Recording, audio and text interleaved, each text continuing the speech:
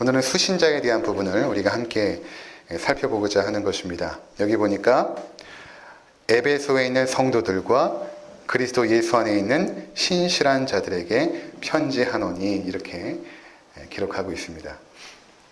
자, 이 부분을 우리가 좀 더 정확하게 이해하기 위해서 여러분들이 에베소에 있는 성도들과 다음에 콤마를 찍으시면 조금 잘 이해할 수 있을 것입니다. 대부분의 그 영어 여본들은 콤마를 찍고 있거든요. 콤마를 찍게 되면 어떤 의미가 되냐면 에베소에 있는 성도들, 그들이 누구인가?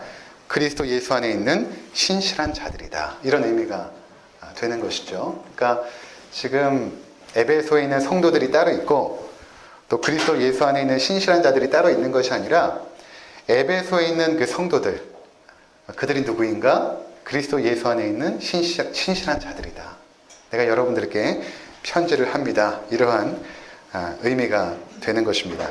그러면 오늘 이 성도에 대한 부분들, 그리고 이 성도를 그리스도 예수 안에 있다.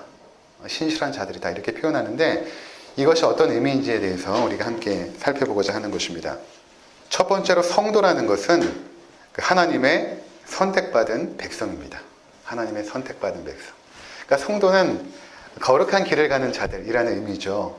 그러니까 성도는 거룩해져서 거룩하다는 의미가 아니라 우리가 성도인데 우리의 모습을 잘 보면 우리가 뭐가 이렇게 거룩합니까? 그렇죠? 세상 사람들과 비교해서 그렇게 탁월하게 거룩하지 않습니다. 또 어떤 부분에서는 그들보다 더 못난 모습도 있습니다. 근데 하나님께서는 우리를 성도라 이렇게 부르시거든요. 너희들은 성도다. 그 성도라는 것은 첫 번째로 하나님의 택함을 받은 자다. 이런 의미가 있습니다. 오늘 조금 성경을 찾게 되는데 번거롭더라도 잘 따라와 주시면 감사하겠습니다. 신명기 7장 6절에서 8절. 너는 여호와 내 하나님의 성민이라. 내 하나님 여호와께서 지상 만민 중에서 너를 자기 기업의 백성으로 택하셨나니 여호와께서 너희를 기뻐하시고 너희를 택하심은 너희가 다른 민족보다 수요가 많기 때문이 아니니라. 너희는 오히려 모든 민족 중에 가장 적으니라. 여호와께서 다만 너희를 사랑하심으로 말미암아. 여기까지만 읽도록 하겠습니다. 자, 여기 보니까 6절에 너는 여호와 내 하나님의 성민이라. 성도랑 동일한 의미거든요. 거룩한 백성, 성민이라 이렇게 말씀하십니다. 이스라엘의 성민이라고 말씀하시는데 우리가 잘 아는 것처럼 이스라엘 백성들은 거룩한 모습이 전혀 없었죠. 그럼 그들이 왜 성민인가? 6절에 보니까 지상 만민 중에서 너를 자기의 기업으로 택하셨기 때문이다. 지상에 많은 민족이 있지만 내가 너희를 택했기 때문에 너희들은 거룩한 민족이다. 이렇게 말씀하고 있는 것입니다. 그러면 그들을 왜 택하였는가? 7절의 말씀이 뭐냐면 너희가 어떤 조건이 있어서가 아니라는 것입니다. 여호와께서 너희를 기뻐하시고 너희를 택하심은 너희가 다른 민족보다 수요가 많기 때문이 아니니라. 너희는 오히려 모든 민족 중에 가장 적으니라.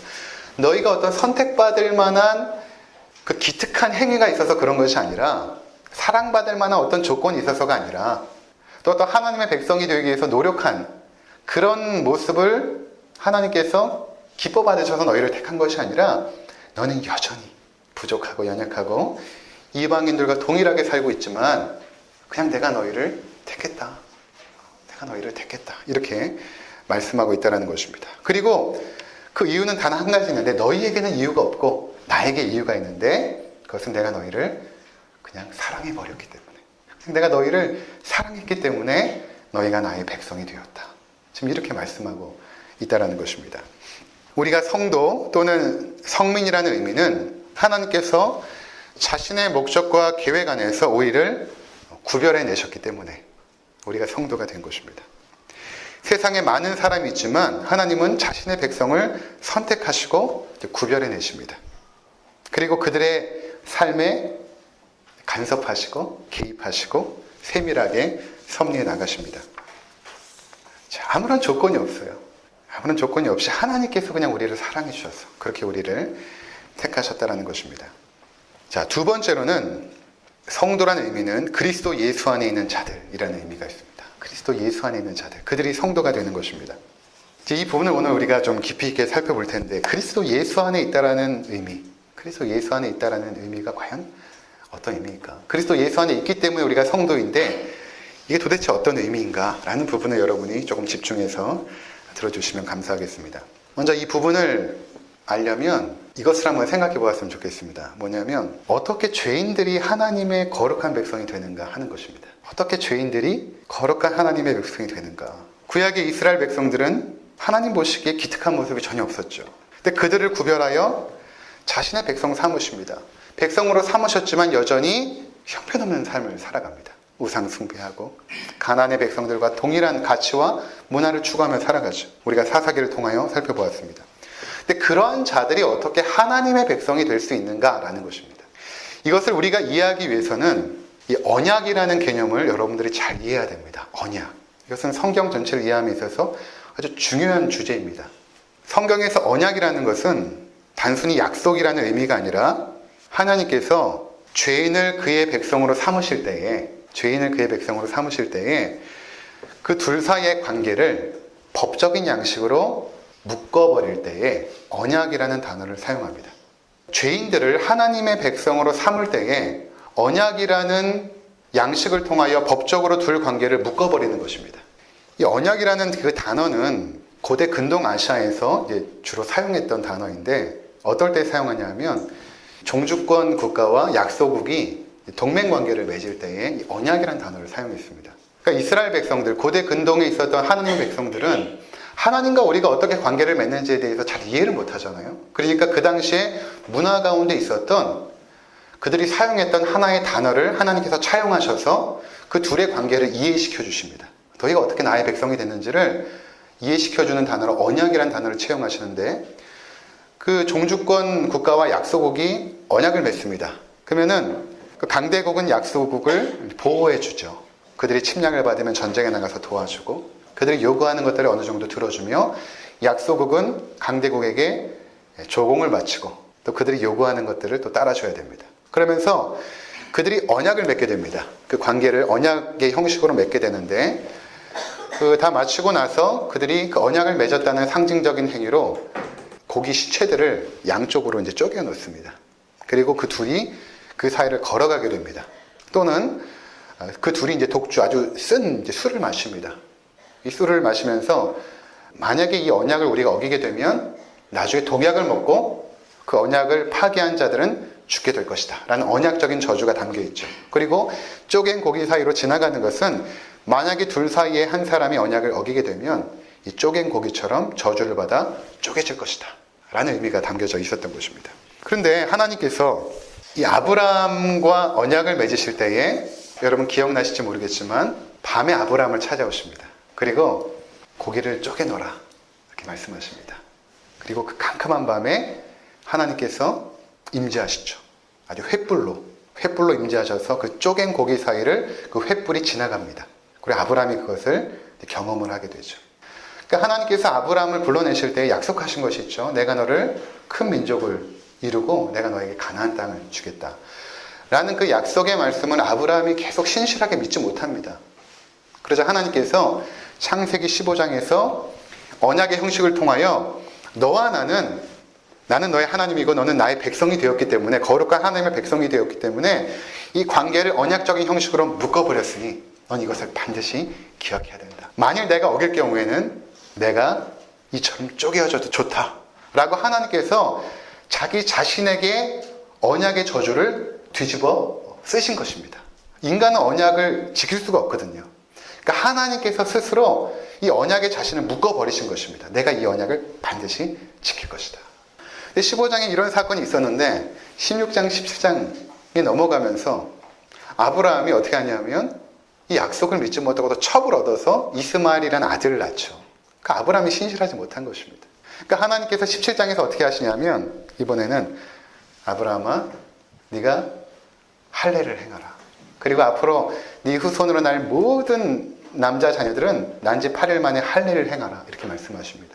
할례라는 것은 원어로 하면 베리트입니다. 자르다라는 의미거든요. 근데 언약이라는 단어도 똑같이 베리트입니다.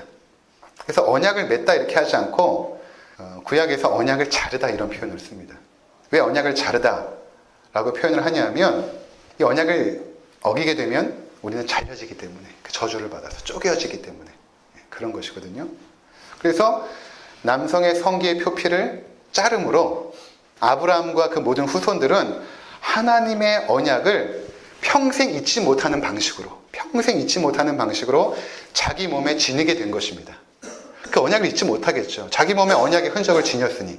그럼 그 언약의 흔적을 지닌 하나님의 백성들은 날마다, 순간마다 무엇을 기억했냐면 하나님께서 나를 그의 백성 삼으신 것, 이것은 결코 변하지 않는 약속이야 라는 사실을 떠올렸던 것입니다.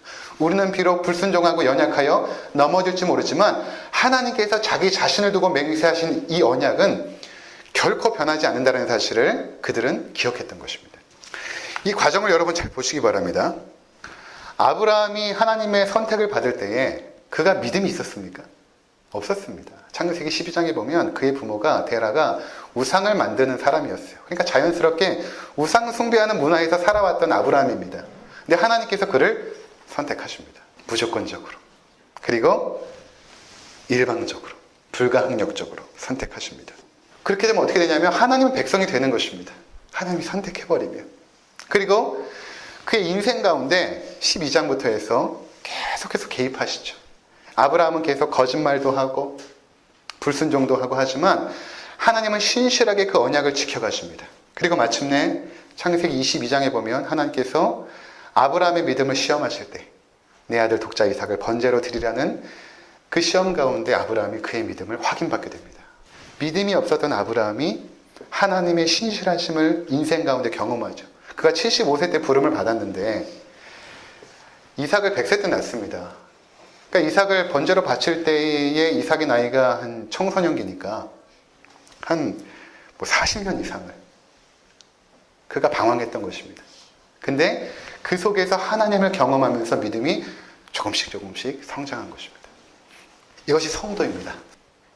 그러니까 우리가 거룩히 해서 하나님께서 부르신 것이 아니라 전혀 믿음이 없고 우리도 우상 숭배하고 연약했지만 그들을 불러내시고 우리를 언약의 방식으로 묶어버리시고 우리 삶에 개입하십니다. 그리고 그분의 신실하심을 계속해서 우리의 삶 가운데 경험케 하심으로 우리의 믿음을 조금씩 세워나가시는, 그리고 우리들은 그의 성도라는 것입니다. 이스라엘도 마찬가지입니다. 이스라엘 백성 출애굽기 19장 4절 6절 한번 보겠습니다.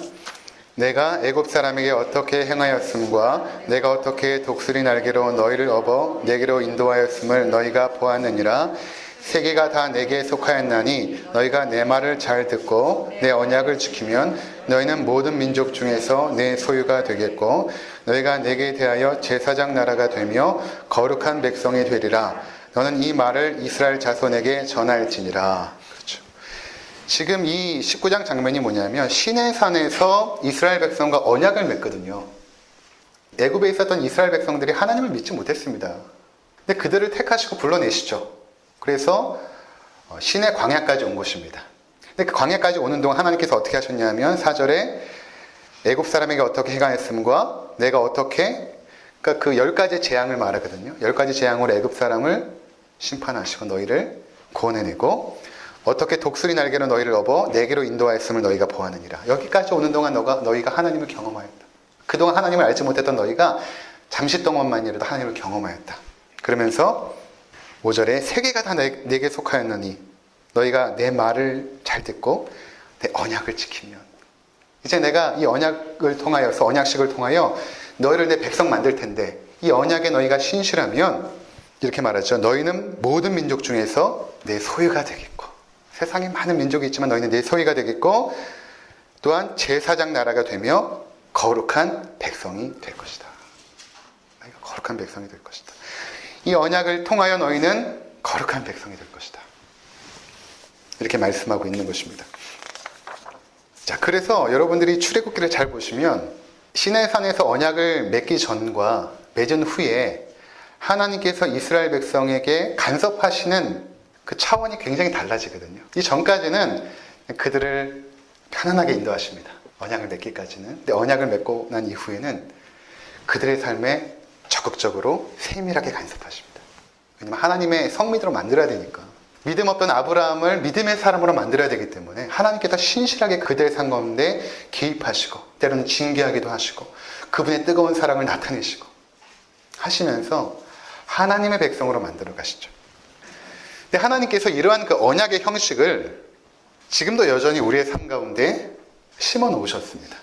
이걸 통해서 하나님과 우리의 관계를 알아가라고 심어 놓은 언약의 형식이 있습니다. 그것이 무엇일까요? 결혼입니다. 결혼. 결혼이라는 것은 전혀 남남인 두 사람이 관계를 맺지 않습니까? 어떻게 전혀 남남인 두 사람이 하나의 공동체로, 한 몸으로, 전혀 남남인 사람이 하나의 몸으로 서로 관계를 맺을 수 있을까? 굉장히 신비입니다. 이것은 언약의 형식으로 맺어지죠. 만약에 남자와 여자가 결혼했는데 뭐 그냥 주민센터 가가지고 혼인신고해도, 구청에 가서 혼인신고해도 둘이 결혼의 상태가 되겠지만 그것은 정당한 방법이 아니죠. 결혼식을 통하여서 하나님과 사람들이 보는 앞에서 두 사람의 관계를 언약의 형식으로 묶어버립니다. 근데 여러분들 어떻게 고백했습니까? 이 앞에 있는 이 남성을, 이 여성을 내가 기쁠 때나 슬플 때나, 가난할 때나 부유할 때나, 건강할 때나 병들 때나 남편으로서 아내로서 신실함을 지킬 것을 하나님과 여러 사람 앞에 서약합니다. 여기 부부들 다 했습니다. 그 약속으로 두 사람이 묶여진 것입니다. 그리고 그것을 법적인 양식으로 묶어버렸죠. 그래서 우리는, 부부는 결혼 후에 서로에 대한 신실함으로 결혼 생활을 지속하고 그 안에서 행복을 누리게 되는 것입니다. 에베소서 5장 31절과 32절 함께 보도록 하겠습니다.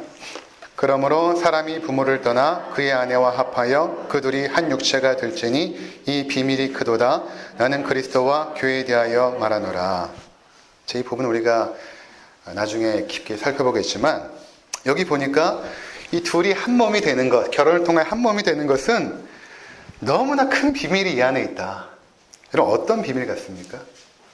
그것은 여기 보면 그리스도와 교회에 대하여 말하노라 이렇게 힌트가 있죠. 그리스도께서 우리를 얼마나 사랑하시는지에 대한 그 비밀이 너희의 결혼 생활 안에 숨겨져 있다. 그러니까 하나님께서 우리와 관계를 맺으시고 함께 살아가죠. 그것의 모형이 어딨냐면 결혼 생활 속에 숨겨져 있다는 것입니다. 비밀스럽게. 혼자 살면 편합니다. 근데 결혼하고 아이 낳고 살다 보면 어떤 상황들이 펼쳐집니까? 우리 자신의 인격의 바닥을 체험하게 됩니다.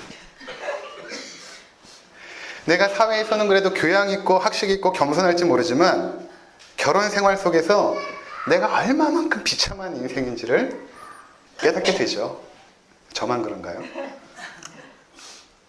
그러면서 깨닫게 되는 것이 무엇입니까? 이런 놈을 하나님이 그분의 신실한 사랑으로 여전히 변함없이 사랑하시는구나. 그렇게 사랑한다고 고백했던 내 아내나 내 남편도 내가 좀 잘못하면 그래 죽일 듯이 덤벼들지만 우리 하나님은 그런 나를 참아내시고 그 신실한 사랑으로 나를 사랑해 주시는구나. 그게 그리스도와 교회의 관계인 것입니다. 그러다가도 서로에 대한 그 신실함이 회복되고 다시 사랑으로 화합하게 되면 어떻습니까? 그 안에 행복이 피어나게 되죠. 자녀들도 그러지 않습니까? 속 썩이고 말 안 들 때는 어디까지 가냐 하면 내가 왜 결혼을 했으며 내가 왜 아이를 낳았으며, 그러다가도 그 아이들이 주는 기쁨 속에서 야, 이게 행복이구나, 이게 행복이구나 깨달아갑니다. 그러면서 이러한 행복들이 가장 확장되어지고 가장 최고 지고의 선으로 펼쳐질 때 그것이 바로 하나님의 나라의 행복이겠구나 라는 사실을 우리가 기대하게 되는 것입니다. 다시 우리가 성도로 돌아오면 그렇다면 우리가 어떻게 성도가 되었습니까? 언약으로 된 것입니다. 어떤 언약이냐 면 새 언약입니다. 새 언약. 예레미야 31장 31절 함께 보도록 하겠습니다. 여호와의 말씀이니라. 보라, 날이 이르리니 내가 이스라엘 집과 유다 집에 새 언약을 맺으리라. 그렇죠. 내가 이제 새 언약을 맺을 것이다. 이스라엘 집과 유다 집이라고 말하면 하나님의 백성이라고 생각하시면 됩니다. 내가 하나님의 백성들과 새 언약을 맺을 것이다. 자, 32절 함께 읽겠습니다. 이 언약은 내가 그들의 조상들의 손을 잡고 애굽 땅에서 인도하여 내던 날에 맺은 것과 같이 아니할 것은 내가 그들의 남편이 되었어도 그들이 내 언약을 깨뜨렸음이라. 여호와의 말씀이니라. 자, 내가 너희의 조상들을 손을 잡고 애굽 땅에서 인도하여서 그 시내 산에서 너희와 언약을 맺었지만 그리고 내가 너희의 남편이 되어서 너희를 신실하게 사랑하고 뜨겁게 끌어안았지만 그런데 너희는 내 언약을 깨뜨렸다. 내가 구약시대에 너희와 맺은 그 언약은 너희가 신실하지 못하여서 그 언약은 깨어져 버렸다 라는 것입니다. 그러면서 33절 함께 읽겠습니다. 그러나 그날 후에 내가 이스라엘 집과 맺을 언약은 이러하니 곧 내가 나의 법을 그들의 속에 두며 그들의 마음에 기록하여 나는 그들의 하나님이 되고 그들은 내 백성이 될 것이니라. 여호와의 말씀이니라. 내가 이제 너희와 새 언약을 맺을 것인데 구약에 맺었던 그런 언약이 아니라 새로운 언약을 맺을 것이다. 그 언약을 맺게 되면 이전엔 율법을 통하여 너희에게 하나님의 법을 주었지만 이제는 너희의 마음 가운데 하나님의 법을 새길 것이다. 마음이라는 건 인격의 중심입니다. 너희 인격의 중심 가운데 내가 하나님의 법을 새겨 넣을 것이다. 그리고 또 뭐라고 말씀하냐면 그때 너희는 나의 백성이 될 것이다. 거룩한 성민, 성도가 될 것이다. 이렇게 말씀하십니다. 그리고 나서 34절 함께 읽겠습니다. 그들이 다시는 각기 이웃과 형제를 가르쳐 이르기를 너는 여호와를 알라 하지 아니하리니 이는 작은 자로부터 큰 자까지 다 나를 알기 때문이라. 내가 그들의 악행을 사하고 다시는 그 죄를 기억하지 아니하리라. 여호와의 말씀이니라.